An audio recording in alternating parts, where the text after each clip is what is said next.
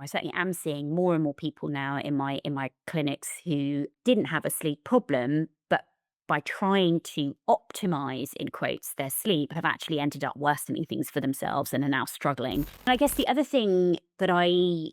again see a lot of, and maybe I'm seeing more of as time goes on, which I think is a lifestyle factor, and it certainly affects sleep, is sort of this perfectionism and the idea of trying to control everything about our lifestyles and including sleep in that, which actually I think for some individuals is having a negative impact on their sleep. So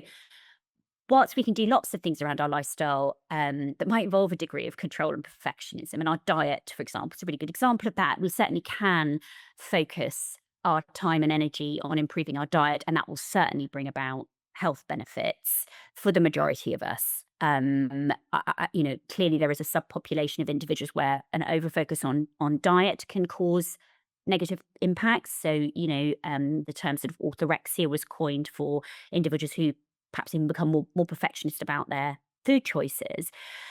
But sleep, I think, has unique issues when it comes to trying to control it, which is that it does not respond well to control or an attempt to control it. So we can certainly set up conditions in some of the ways that we've described around healthy, balanced diet, around exercise, and around an environment that's conducive to sleep in our bedrooms. But trying to have the perfect night's sleep every single night,